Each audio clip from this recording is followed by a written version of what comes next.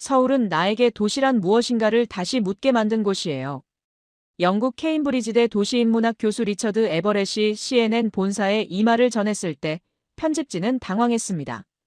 파리 센강, 런던 템스강, 뉴욕 허드슨강까지 연구해온 그였거든요. 유럽 도시 재생의 대가라고 불리는 인물이었습니다. 하지만 서울에서 돌아온 그의 표정은 완전히 달라져 있었어요.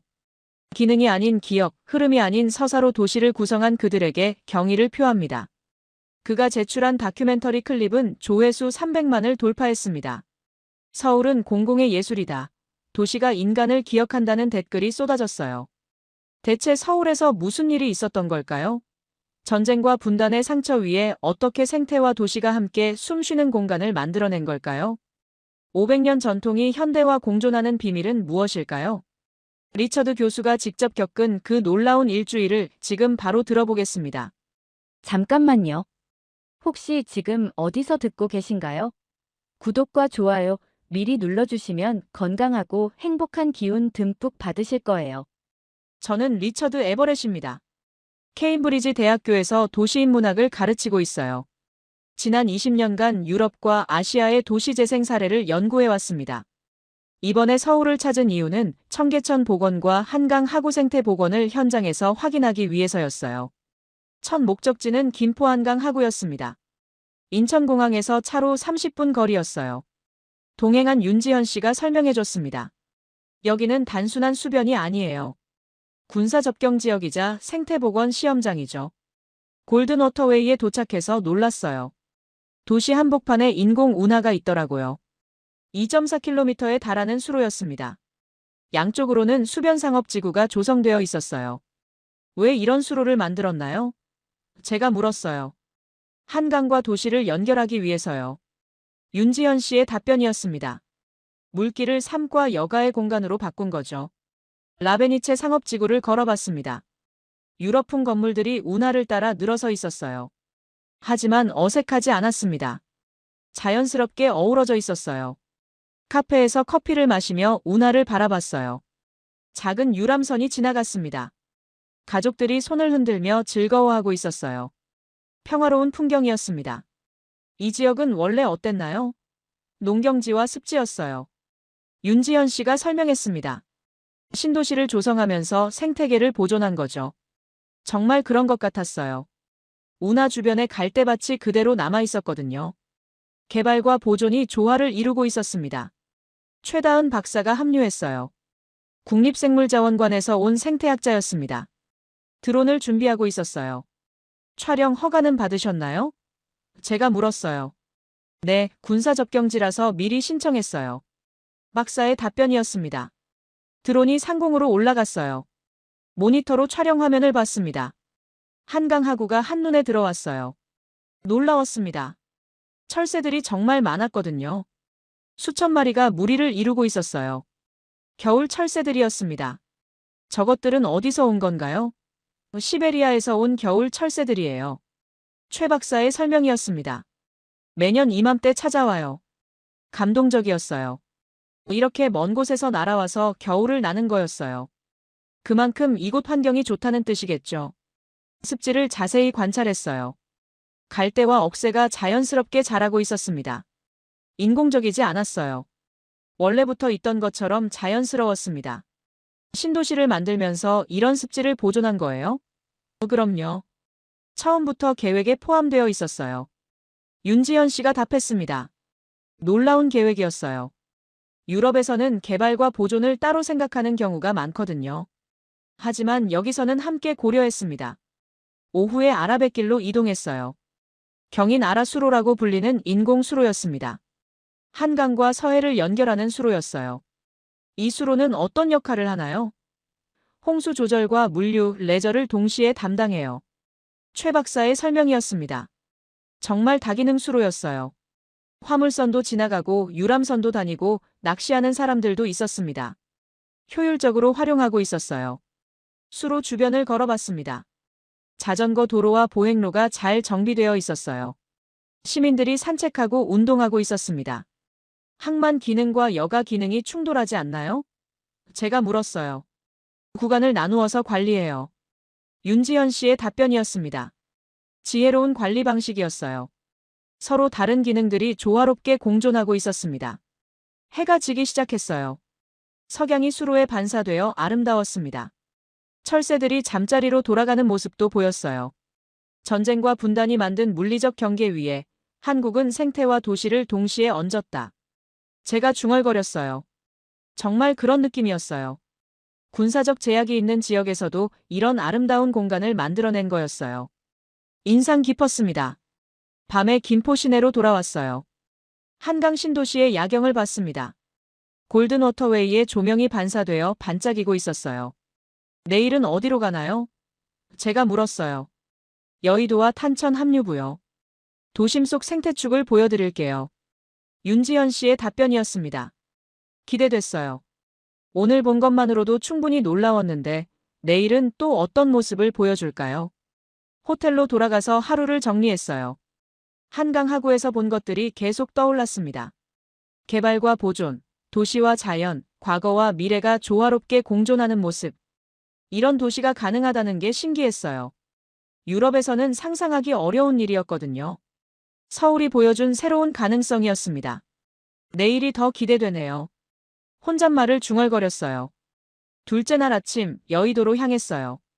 지하철 5호선을 타고 갔습니다. 윤지연 씨가 설명해줬어요. 여의도는 1970년대 고속성장의 상징이에요. 정말 그랬어요. 지하철에서 내리자마자 고층 빌딩들이 눈에 들어왔습니다. 63빌딩, 국제금융센터, 여의도공원까지.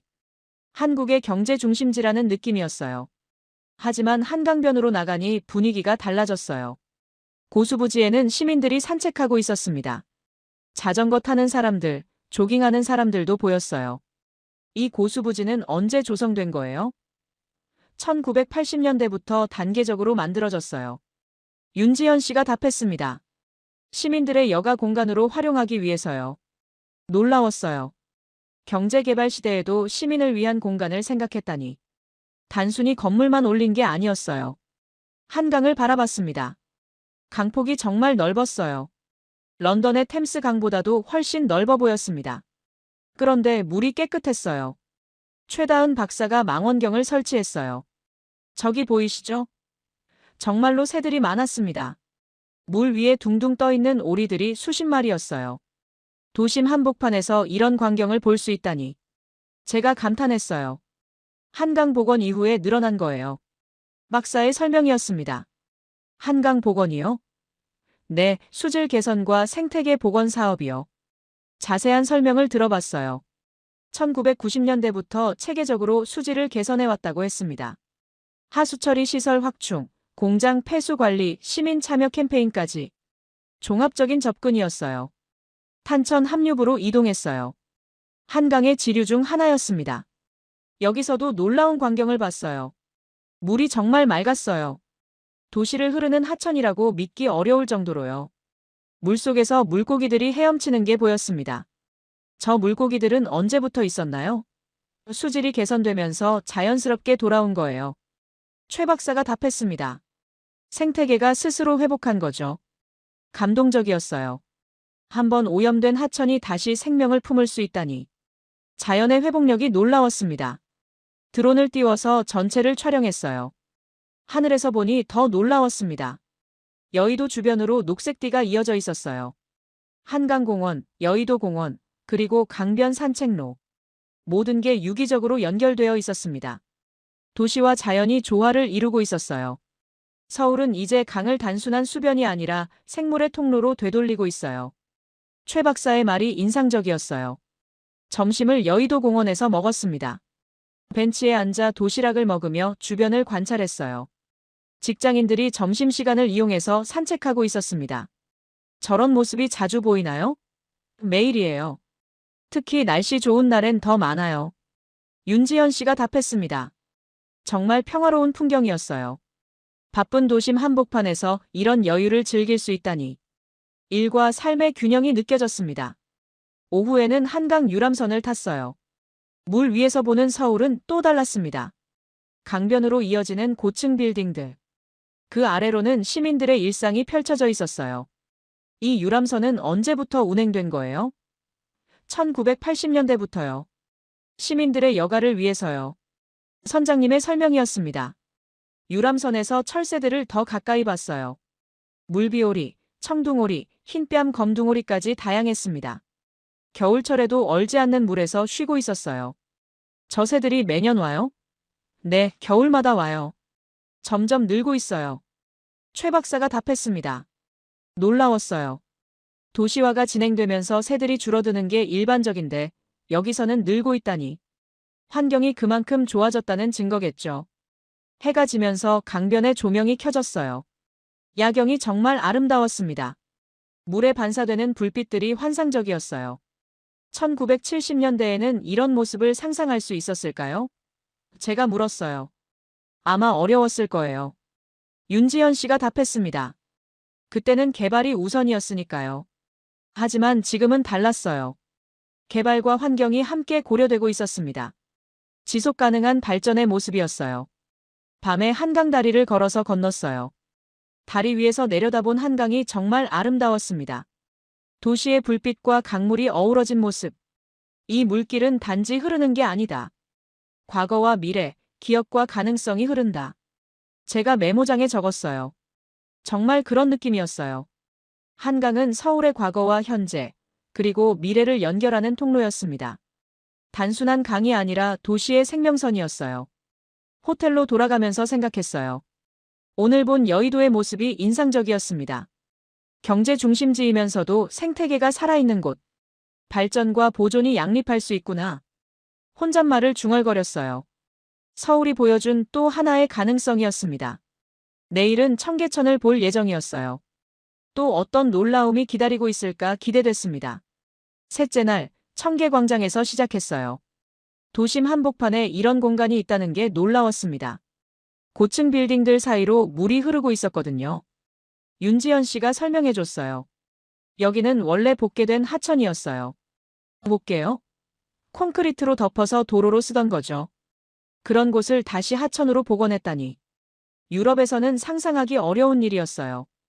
도심 교통이 얼마나 복잡해질까요? 시민들이 불편해하지 않았나요? 처음엔 걱정이 많았어요. 윤지연 씨가 솔직히 답했습니다. 하지만 결과를 보니 만족도가 높았어요. 청계천을 따라 걸어보기로 했습니다. 지상보다 몇 미터 아래였어요. 그래서 차량 소음이 거의 들리지 않았습니다. 물이 맑았어요. 도심 한복판을 흐르는 물치고는 놀라울 정도로요. 수질 관리는 어떻게 하나요? 실시간 모니터링 시스템이 있어요. 정교한 관리가 이루어지고 있었어요. 그래서 이런 수질을 유지할 수 있는 거였겠죠. 물속에서 작은 물고기들이 헤엄치는 게 보였어요.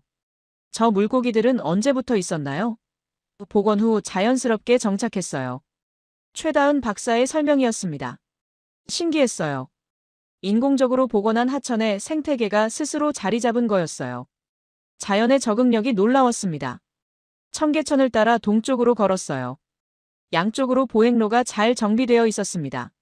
시민들이 자연스럽게 산책하고 있었어요. 어린아이와 할머니가 함께 걷고 있었어요. 물고기 보여? 할머니가 아이에게 물으셨습니다. 네, 많이 있어요. 아이가 신나게 대답했어요. 따뜻한 장면이었어요. 세대를 아우르는 공간이 된 거죠. 중간에 작은 폭포가 있었어요. 인공 폭포였지만 자연스러웠습니다. 물소리가 시원했어요. 이런 시설들을 왜 만들었나요? 시민들의 휴식 공간으로 활용하기 위해서요. 윤지연 씨의 답변이었습니다. 정말 그런 목적에 맞게 활용되고 있었어요. 벤치에 앉아 책을 읽는 사람, 음악을 듣는 사람, 대화를 나누는 연인들. 각자의 방식으로 시간을 보내고 있었습니다. 점심시간이 되자 더 많은 사람들이 나왔어요. 직장인들이 도시락을 들고 찾아왔습니다. 청계천이 도심 직장인들의 휴식처가 된 거였어요. 매일 이렇게 많은 사람이 와요? 날씨 좋은 날엔 더 많아요. 윤지연 씨가 답했습니다. 놀라웠어요. 런던에서는 공원에 가려면 따로 시간을 내야 하거든요. 여기서는 일상 속에서 자연을 만날 수 있었어요. 오후에는 청계천과 연결된 주변 지역을 둘러봤어요. 세운상가, 인사동, 광장시장이 모두 도보거리에 있었습니다. 걸어서 갈 수 있는 네트워크였어요. 청계천 복원이 주변에 어떤 영향을 줬나요? 보행 환경이 크게 개선됐어요. 윤지연 씨의 설명이었습니다. 걸어다니기 좋은 동네가 된 거죠. 정말 그런 것 같았어요. 청계천을 중심으로 도시가 더 인간적으로 변한 느낌이었습니다. 저녁 무렵 청계천에 조명이 켜졌어요. 낮과는 또 다른 분위기였습니다. 물에 비친 불빛이 아름다웠어요. 이 복원이 단순한 조경공사가 아니라 서울이 자기 기억을 복원한 작업이에요. 윤지연 씨의 말이 인상 깊었어요. 정말 그런 느낌이었어요. 과거에 있던 하천을 되살려서 현재의 시민들이 누리게 한 거였어요. 기억의 복원이었습니다. 밤에 다시 청계광장으로 돌아왔어요. 야간 조명 아래에서 물이 흐르는 모습을 봤습니다. 정말 신기했어요. 도심 한복판에 이런 공간을 만들어낸다는 게, 그것도 시민들이 자연스럽게 이용하고 있다는 게, 이 물길은 단지 흐르는 게 아니다. 과거와 미래, 기억과 가능성이 흐른다. 제가 일기장에 적었어요. 청계천은 단순한 하천이 아니었어요. 서울의 과거와 현재를 연결하는 시간의 통로였습니다. 그리고 시민들의 일상과 여가를 연결하는 삶의 통로이기도 했어요. 호텔로 돌아가면서 생각했어요. 오늘 본 청계천의 모습이 계속 머릿속을 맴돌았습니다. 복원이라는 것의 진짜 의미를 알 것 같았어요. 단순히 옛날로 돌아가는 게 아니라 과거의 좋은 것을 현재에 맞게 되살리는 것. 그것이 진정한 복원이겠죠. 내일은 북촌을 볼 예정이에요. 윤지연 씨가 말했습니다. 전통 한옥과 현대 문화가 어우러진 곳이죠. 기대됐어요. 서울의 또 다른 면모를 볼 수 있을 것 같았습니다. 넷째 날 아침, 눈이 내리기 시작했어요. 서울에서 눈을 보게 될 줄 몰랐습니다. 윤지연 씨가 전화를 걸어왔어요. 오늘은 특별한 하루가 될 것 같아요. 북촌 한옥마을로 향했습니다. 지하철 3호선 안국역에서 내려 걸었어요. 눈이 점점 더 많이 내렸습니다. 한옥 지붕 위로 하얗게 쌓이기 시작했어요. 북촌은 언제부터 있던 동네인가요? 조선시대부터요. 왕족과 양반들이 살던 곳이에요. 윤지연 씨의 설명이었습니다. 정말 오래된 동네였어요. 500년이 넘는 역사를 가진 곳이었습니다. 그런데 지금도 사람들이 살고 있다니 신기했어요. 좁은 골목길을 따라 걸었어요. 한옥들이 줄지어 서 있었습니다. 눈이 내리니 더욱 운치 있어 보였어요. 실제로 사람들이 여기서 생활하나요? 네, 주민들이 살고 계세요. 윤지연 씨가 답했습니다. 관광지이기도 하지만 생활 공간이기도 해요. 균형이 잘 잡혀 있는 것 같았어요. 전통을 보존하면서도 현대적 삶이 가능한 곳. 쉽지 않은 일인데 잘 해내고 있었습니다. 한 찻집에 들어갔어요. 한옥을 개조한 전통 찻집이었습니다. 김경희 여사가 운영하고 계셨어요. 70대 중반의 단정한 할머니셨습니다. 어서 오세요. 추운 날씨에 고생 많으셨어요. 따뜻하게 맞아주셨습니다. 온돌방에 앉아 차를 마시며 이야기를 나눴어요. 이 집은 언제부터 운영하신 거예요? 은퇴하고 나서 시작했어요. 10년 정도 됐죠. 김 여사의 답변이었습니다. 원래 어떤 일을 하셨나요? 교직에 있었어요. 국어를 가르쳤어요. 그래서 말씀을 그렇게 정갈하게 하시는구나 싶었어요. 차를 우려주시는 손놀림도 우아했습니다. 북촌이 어떻게 변해가는 걸 보셨을 텐데요. 제가 물었어요. 많이 달라졌죠. 특히 청계천이 복원된 후로요. 청계천과 무슨 관련이 있나요? 걸어서 갈 수 있게 됐거든요. 김 여사의 설명이었습니다. 예전엔 청계천이 시멘트 냄새가 났어요. 지금은 마음이 걷는 물길이죠. 그 말이 가슴에 와닿았어요. 마음이 걷는 물길이라니. 시적인 표현이었지만 정확한 묘사였습니다. 외국인 손님도 많이 오시죠? 네, 정말 많이 와요. 특히 눈 오는 날엔 더 많아요. 창밖을 보니 눈이 더 많이 내리고 있었어요. 한옥 지붕에 두꺼운 눈이 쌓여 있었습니다. 정말 아름다운 풍경이었어요. 이런 날씨에 한옥이 더 예쁘게 보이나요? 그럼요. 조선시대부터 내려온 풍경이니까요. 김 여사가 웃으며 답하셨습니다. 차를 마시며 주변을 둘러봤어요. 온돌 바닥에서 올라오는 따뜻함. 한지로 만든 등에서 나오는 은은한 빛. 창밖으로 들려오는 종묘의 종소리. 모든 게 조화롭게 어우러져 있었어요. 과거와 현재가 자연스럽게 만나는 공간이었습니다. 이 동네를 보존하기 위해 어떤 노력을 하시나요? 제가 물었어요. 주민들이 함께 관리해요. 김 여사의 답변이었습니다. 전통을 지키면서도 현대적 편의를 추구하죠. 균형 잡힌 접근이었어요. 무조건 옛날 방식만 고집하지도 않고 그렇다고 전통을 포기하지도 않았어요. 지혜로운 선택이었습니다. 오후에는 북촌 골목을 더 자세히 둘러봤어요. 갤러리, 공방, 카페들이 한옥 안에 자리 잡고 있었습니다. 전통 건축에 현대적 기능이 들어간 거였어요. 한 공방에 들어가 봤어요. 도자기를 만드는 곳이었습니다. 장인이 직접 작업하는 모습을 볼 수 있었어요. 외국인들이 체험도 할 수 있나요? 그럼요. 많이 오세요. 장인의 답변이었습니다. 문화교류의 장이 되고 있는 거였어요. 전통을 보존하는 동시에 세계와 소통하는 공간. 저녁 무렵 눈이 그쳤어요. 석양이 비치면서 설경이 더욱 아름다워졌습니다. 한옥 지붕의 곡선과 하얀 눈이 어우러진 모습. 사진을 찍으러 온 사람들이 많았어요. 하지만 시끄럽지 않았습니다. 조용히 풍경을 감상하고 있었어요. 이런 모습을 보면 시간이 멈춘 것 같아요. 제가 말했어요. 북촌의 매력이죠. 바쁜 일상에서 벗어날 수 있는 곳이에요. 윤지현 씨의 답변이었습니다. 정말 그런 느낌이었어요. 현대도시 한복판에서 이런 평온함을 느낄 수 있다니. 귀중한 공간이었습니다. 밤에 다시 김경희 여사의 찻집에 들렀어요. 마지막 인사를 드리고 싶었거든요. 오늘 하루 어떠셨어요? 정말 특별한 경험이었어요. 제가 답했습니다. 이런 공간이 보존되고 있다는 게 놀라워요. 우리도 자랑스러워요. 조상들의 지혜를 지켜가는 거니까요. 김 여사의 말씀이었습니다. 그 말이 깊이 와닿았어요. 단순히 건물을 보존하는 게 아니라 문화와 정신을 이어가는 거였어요. 호텔로 돌아가면서 생각했어요. 오늘 북촌에서 본 것은 건축이 아니라 삶의 철학이었습니다. 과거를 존중하면서 현재를 살아가는 지혜. 내일은 세운상가를 볼 예정이에요. 윤지현 씨가 말했습니다. 또 다른 형태의 보존과 재생을 보여드릴게요. 궁금했어요.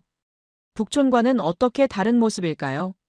다섯째 날 세운상가로 향했어요. 지하철 1호선 종강역에서 내려 걸었습니다. 거대한 콘크리트 건물이 눈에 들어왔어요. 저게 세운상가인가요? 네, 1960년대에 지어진 건물이에요. 윤지현 씨가 설명해줬습니다. 한국 최초의 주상복합 건물이죠.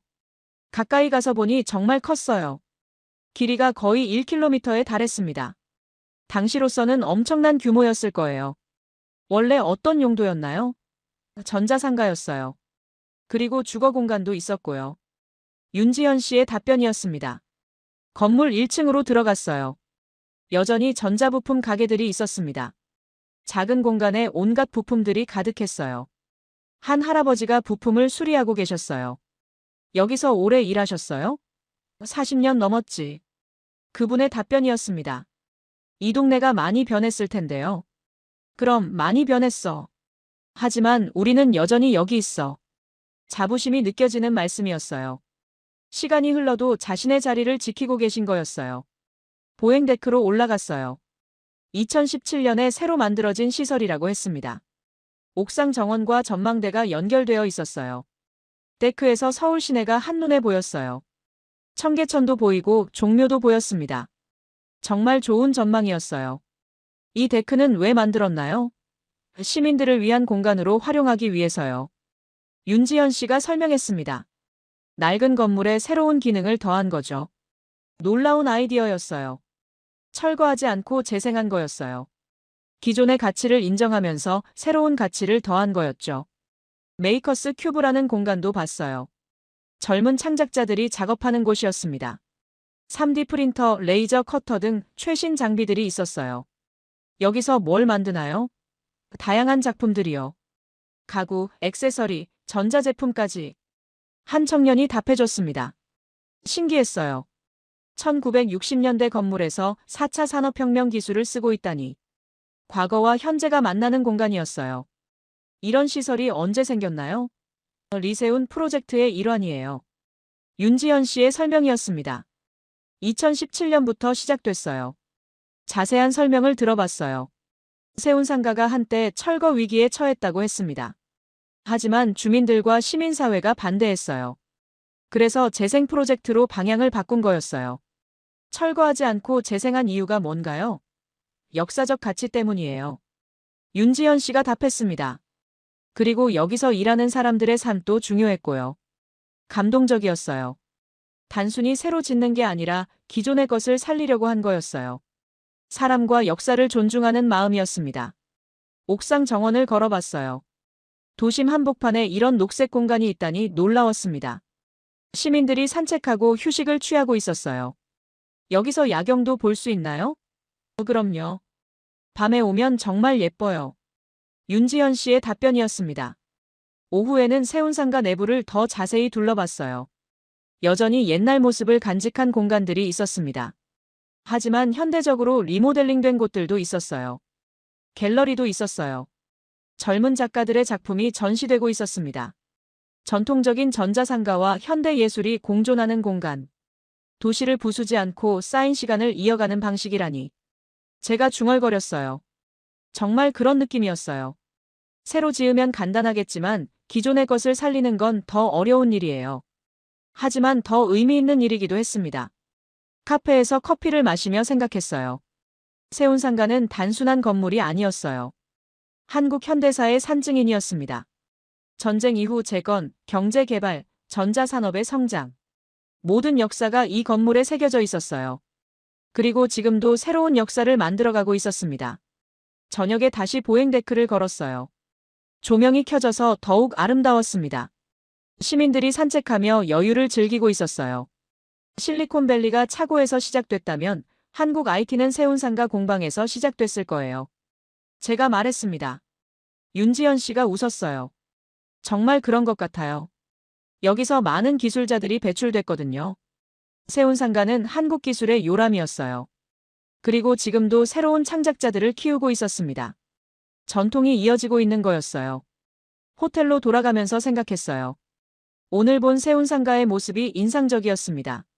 과거를 지우지 않고 현재와 연결하는 지혜. 북촌과는 다른 방식이었지만 같은 정신이었어요. 기억을 소중히 여기고 이어가려는 마음. 그것이 서울의 힘인 것 같았습니다. 내일은 인사동이에요. 윤지연 씨가 말했습니다. 또 다른 형태의 전통 보존을 보실 수 있을 거예요. 기대됐어요. 서울의 마지막 이야기가 어떻게 펼쳐질까요? 여섯째 날 인사동으로 향했어요. 지하철 3호선 안국역에서 내려 걸었습니다. 골목 입구에서부터 다른 분위기가 느껴졌어요. 한글로 쓰인 간판들이 눈에 들어왔습니다. 인사동은 어떤 곳인가요? 조선시대부터 문인과 예술가들이 모이던 곳이에요. 윤지연 씨의 설명이었습니다. 지금도 그 전통이 이어지고 있죠. 메인 거리를 걸어봤어요. 양쪽으로 전통 공예품 가게들이 늘어서 있었습니다. 한지, 도자기, 붓먹, 차 등등. 조선시대부터 이어져 온 물건들이었어요. 이 가게들이 언제부터 있었나요? 오래된 곳은 몇십 년 됐어요. 가게 주인이 답해줬습니다. 저희 할아버지 때부터 하던 일이거든요. 3대째 이어오는 가게였어요. 전통이 살아있는 증거였습니다. 한지 공방에 들어가 봤어요. 장인이 직접 한지를 뜨는 모습을 볼 수 있었습니다. 정교한 손놀림이 인상적이었어요. 한지는 어떻게 만드는 거예요? 당나무 껍질을 우려서 만들어요. 장인의 설명이었습니다. 1000년이 가는 종이죠. 정말 신기했어요. 현대의 기계로도 만들기 어려운 품질을 손으로 만들어내다니. 전통 기술의 우수성을 느꼈습니다. 도자기 가게도 들어가 봤어요. 아름다운 찻잔들이 진열되어 있었습니다. 하나하나가 예술품 같았어요. 이런 찻잔으로 차를 마시면 맛이 다른가요? 그럼요. 흙의 성질에 따라 차 맛이 달라져요. 가게 주인의 설명이었습니다. 과학적인 근거가 있는 이야기였어요. 조상들의 지혜가 담겨 있는 거였죠. 전통 찻집에 들어갔어요. 한옥을 개조한 공간이었습니다. 마당이 있는 아늑한 분위기였어요. 어떤 차를 드릴까요? 전통차로 주세요. 제가 답했습니다. 대추차를 주문했어요. 따뜻하고 달콤한 맛이 일품이었습니다. 몸이 금세 따뜻해졌어요. 이런 찻집이 많나요? 인사동에는 꽤 많아요. 종업원의 답변이었습니다. 각각 특색이 다르죠. 차를 마시며 주변을 둘러봤어요. 한옥의 아름다운 구조. 나무와 한지가 어우러진 따뜻한 분위기. 현대적 편의시설까지 갖춰진 완벽한 조화. 한 도시가 자기의 전통을 이렇게 오롯이 보존하면서도 현대와 함께 간다니 놀랍다. 제가 메모장에 적었어요. 오후에는 갤러리를 둘러봤어요. 한국 전통 회화부터 현대 미술까지 다양했습니다. 과거와 현재가 만나는 공간이었어요. 한 서예 갤러리에서 할아버지가 붓글씨를 쓰고 계셨어요. 무엇을 쓰고 계세요? 시 한 구절을 쓰고 있어요. 붓끝에서 나오는 아름다운 글씨. 몇백 년 전부터 이어져 온 예술이었습니다. 지금도 살아있는 전통이었어요. 외국인도 배울 수 있나요? 그럼요. 체험 프로그램이 있어요. 할아버지의 답변이었습니다. 문화교류의 장이 되고 있는 거였어요. 전통을 지키면서도 세계와 소통하는 공간. 골동품 가게도 구경했어요. 조선시대부터 근현대까지의 유물들이 있었습니다. 각각이 역사의 한 페이지였어요. 이런 물건들은 어디서 구하시나요? 여러 경로로 들어와요. 개인 소장품도 있고요. 가게 주인의 설명이었습니다. 진품이 맞나요? 물론이죠. 저희가 직접 감정해서 받아요. 신뢰할 수 있는 시스템이 있는 거였어요. 그래서 이런 전통이 유지될 수 있는 거였겠죠. 저녁 무렵 인사동 거리가 더욱 활기를 띠었어요. 외국인 관광객들이 많이 보였습니다. 하지만 상업적이지 않았어요. 여전히 품격이 있었습니다. 이 거리를 걸으면 어떤 느낌이 드나요? 윤지연 씨가 물었어요. 시간의 호흡이 머무는 공간 같아요. 제가 답했습니다. 정말 그런 느낌이었어요. 급하지 않은 시간의 흐름. 여유롭고 깊이 있는 문화의 향기. 한 외국인 가족을 만났어요. 프랑스에서 온 관광객들이었습니다. 어떤 점이 가장 인상적이세요? 제가 물어봤습니다. 전통이 살아있다는 점이요. 아버지가 답했습니다. 박물관이 아니라 실제 생활 공간이잖아요. 맞는 말이었어요. 인사동은 살아있는 박물관이었습니다. 전통이 현재 진행형으로 이어지고 있는 곳. 밤이 되자 조명이 켜졌어요. 은은한 불빛이 골목을 비췄습니다. 더욱 운치 있는 분위기가 됐어요. 마지막으로 전통 공연을 봤어요. 가야금과 대금 연주였습니다. 아름다운 선율이 골목에 울려 퍼졌어요. 이런 공연이 자주 있나요? 주말에는 정기적으로 해요. 공연 관계자의 답변이었습니다. 전통 문화를 보존하는 노력이 계속되고 있는 거였어요. 단순히 물건만 파는 게 아니라 문화 전체를 지켜가고 있었습니다. 호텔로 돌아가면서 생각했어요. 인사동에서 본 것은 단순한 관광지가 아니었습니다. 500년 역사가 살아 숨쉬는 문화 공간이었어요. 서울 한복판 유리빌딩 숲 사이로 아직도 조선 양반과 화가, 서예가의 숨결이 나는 골목이 있다. 그게 바로 인사동이다. 제가 일기장에 적었어요. 정말 그런 곳이었어요. 현대도시 한복판에서 전통을 만날 수 있는 특별한 공간. 내일은 마지막 날이었어요. 지금까지의 경험을 정리해야 했습니다. 마지막 날 아침 호텔에서 일주일간의 경험을 정리했어요. 한강하구에서 시작해서 인사동까지. 서울이 보여준 모든 것들이 머릿속을 스쳐갔습니다. CNN 본부에 제출할 리포트를 작성하기 시작했어요. 서울 기억의 도시, 공존의 미학 제목을 이렇게 정했습니다. 윤지연 씨와 마지막 만남을 가졌어요. 일주일간 어떠셨어요? 그녀가 물었습니다. 제 생각을 완전히 바꿔놓은 일주일이었어요. 정말 그랬어요. 서울에 오기 전까지는 아시아 도시들에 대해 편견이 있었거든요.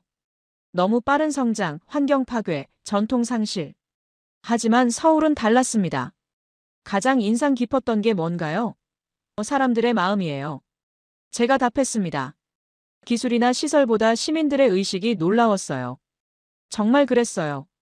청계천에서 쓰레기를 줍는 아이들. 지하철에서 자리를 양보하는 시민들. 북촌에서 전통을 지켜가는 사람들.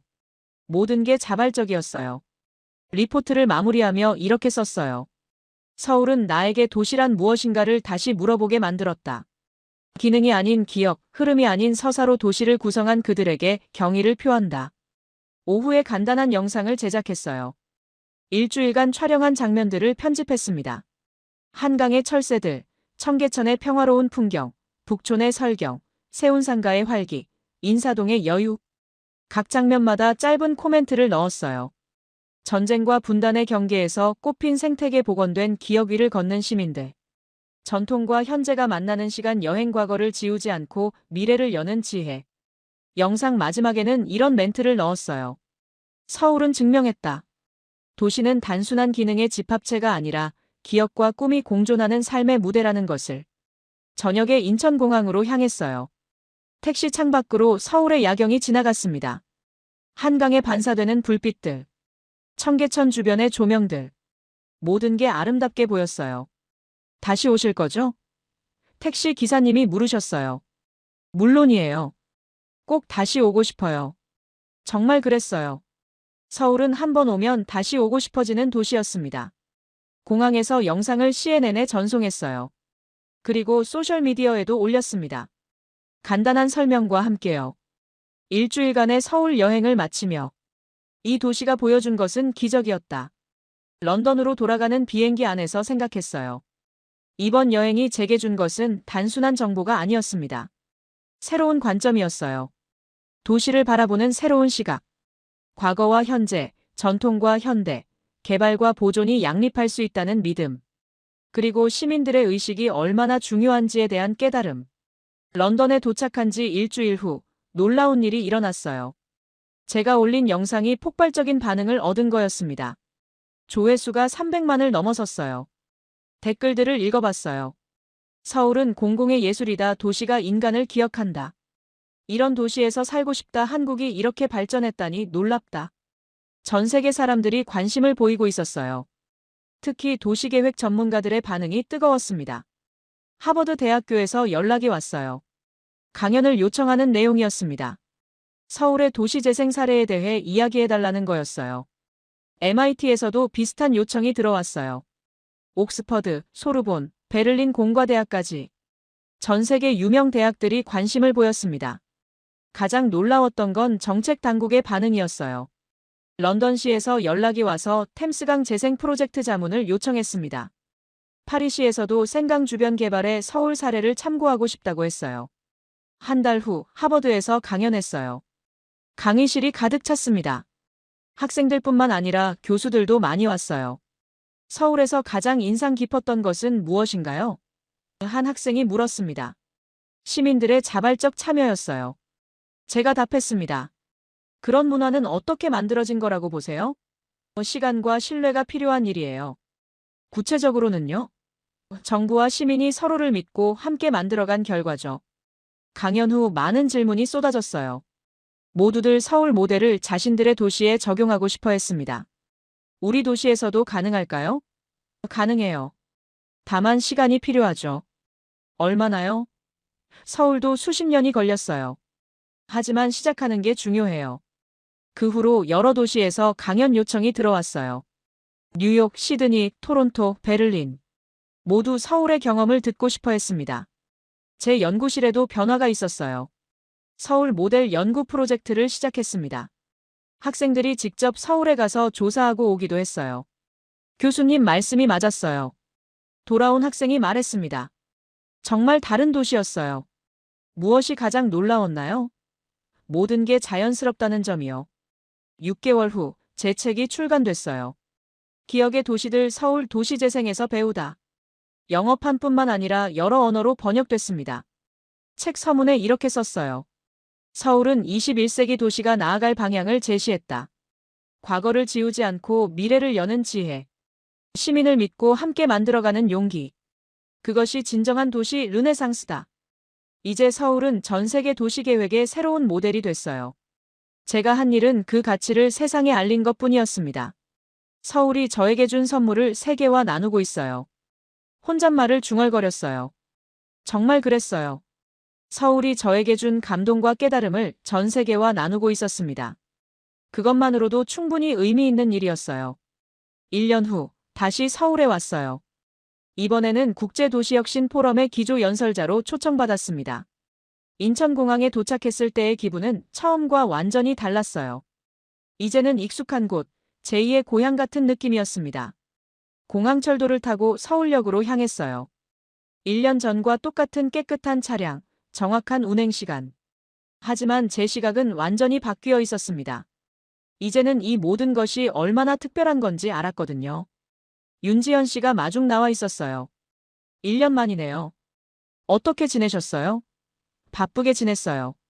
서울 이야기를 전 세계에 알리느라. 정말 바쁜 1년이었어요. 강연, 논문, 책 출간, 컨설팅까지 모든 활동이 서울에서의 경험을 바탕으로 한 것이었습니다. 호텔에 짐을 풀고 바로 청계천으로 갔어요. 1년 전 처음 걸었던 그 길을 다시 걸어보고 싶었거든요. 변한 것은 거의 없었어요. 여전히 맑은 물이 흐르고 시민들이 평화롭게 산책하고 있었습니다. 하지만 제 마음은 달랐어요. 이제는 이 평범함이 얼마나 소중한 건지 알았거든요. 1년 전 이곳에서 받은 첫 인상을 기억해요? 윤지연 씨가 물었어요. 물론이죠. 도시 한복판에 이런 공간이 있다는 게 놀라웠어요. 지금은 어때요? 이제는 당연하게 느껴져요. 하지만 그게 더 대단한 것 같아요. 정말 그랬어요. 특별한 것이 일상이 된다는 것. 그것이 진정한 성공의 증표였습니다. 다음 날, 포럼에서 기조연설을 했어요. 전 세계에서 온 도시계획 전문가들이 모인 자리였습니다. 제 강연 제목은 기억의 도시들 서울이 세계에 준 선물이었어요. 1년 전, 저는 이 도시에서 도시란 무엇인가를 다시 배웠습니다. 강연을 이렇게 시작했어요. 서울이 보여준 것은 단순한 개발이 아닙니다. 기억의 복원이었어요. 청중들이 집중해서 들었습니다. 청계천 복원 이야기를 했어요. 콘크리트 아래 묻힌 기억을 되살려서 시민들의 일상으로 만든 것. 이것이 진정한 도시재생입니다. 북촌과 인사동 이야기도 했어요. 전통을 박제하지 않고 현재와 연결한 지혜. 과거와 미래가 대화하는 공간을 만든 것. 세운상가 이야기에서는 더욱 열정적으로 말했어요. 철거하지 않고 재생한 용기. 시민들의 삶과 기억을 존중한 결과. 마지막에는 이렇게 말했어요. 서울은 증명했습니다. 도시는 건물이 아니라 사람이라는 것을. 기술이 아니라 문화라는 것을. 그리고 미래는 과거 위에 세워진다는 것을. 박수가 오랫동안 이어졌어요. 질문도 많이 나왔습니다. 유럽에서도 이런 모델이 가능할까요? 독일에서 온 전문가가 물었습니다. 가능해요. 실제로 베를린에서 시범 프로젝트를 진행하고 있어요. 시민 참여를 어떻게 유도할 수 있을까요? 프랑스 대표가 물었습니다. 강요가 아니라 기회를 주는 거예요. 시민들이 참여하고 싶게 만드는 것. 가장 중요한 요소는 뭐라고 보세요? 미국 대표의 질문이었습니다. 신뢰예요. 정부와 시민 사이의 신뢰가 모든 것의 기반입니다.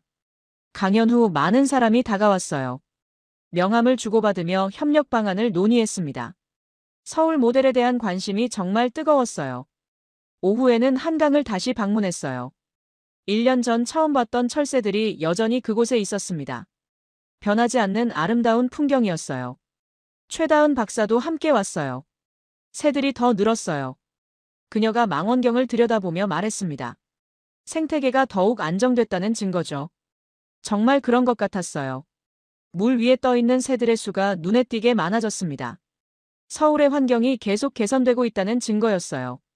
저녁에는 북촌의 김경희 여사를 다시 만났어요. 1년 전과 똑같이 따뜻하게 맞아주셨습니다. 1년 동안 어떻게 지내셨어요? 덕분에 바쁘게 지냈어요. 제가 답했습니다. 선생님께서 해주신 말씀을 전 세계에 전하느라. 어떤 말씀이요? 청계천이 마음이 걷는 물길이라고 하신 말씀. 김 여사가 웃으셨어요. 그런 말을 했나요?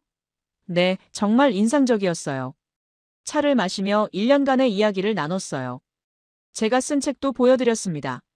한국어로 번역된 버전이었어요. 제가 나온 책이라니 신기하네요. 김 여사가 말씀하셨어요. 선생님의 말씀이 많은 사람들에게 감동을 줬어요. 마지막 밤, 혼자 세운 상가를 다시 방문했어요. 보행데크를 걸으며 1년을 돌아봤습니다. 이곳에서 받은 영감이 얼마나 많은 일을 만들어냈는지. 도시를 부수지 않고 쌓인 시간을 이어가는 방식. 1년 전 제가 중얼거렸던 말이 떠올랐어요. 이제 그 말의 의미를 더 깊이 이해할 수 있었습니다. 단순히 건물을 보존하는 게 아니라 기억과 문화를 이어가는 것. 그것이 진정한 도시재생이었어요. 다음 날 아침, 인천공항으로 가는 길이었어요. 택시 창밖으로 서울의 모습이 지나갔습니다. 한강, 청계천, 북촌, 세운상가, 인사동. 1년 전 처음 본 그 장소들이었어요. 하지만 이제는 다른 의미였습니다. 단순한 관광지가 아니라 제 인생을 바꾼 곳들. 새로운 시각을 준 스승들이었어요. 공항에서 마지막 인사를 나눴어요. 다시 오실 거죠? 윤지연 씨가 물었어요. 물론이에요. 이제는 제 일부가 된 도시니까요. 정말 그랬어요. 서울은 이제 제 연구와 삶의 일부가 됐습니다. 비행기에서 마지막으로 서울을 내려다봤어요. 한강이 도시를 가로지르며 흘러가고 있었습니다. 그 물길처럼 저도 흘러가고 있었어요. 서울에서 받은 감동을 전 세계로 전하면서 기억에서 미래로. 제가 새로 시작한 연구 프로젝트의 제목이었어요. 서울이 보여준 길을 따라 더 많은 도시들이 변화하고 있었습니다. 베를린, 파리, 뉴욕, 토론토. 서울의 지혜를 배우려는 도시들이 늘어나고 있었어요. 그것이 바로 서울이 세계에 준 선물이었습니다. 더 나은 도시, 더 나은 미래에 대한 희망. 그리고 그 희망을 현실로 만들 수 있다는 믿음. 서울, 고마워요. 마음속으로 인사했습니다. 새로운 시작을 위한 끝이었어요. 서울에서 배운 지혜를 바탕으로 더 많은 도시들을 도울 수 있을 것 같았습니다. 그것이 제가 서울에 보답하는 길이었어요.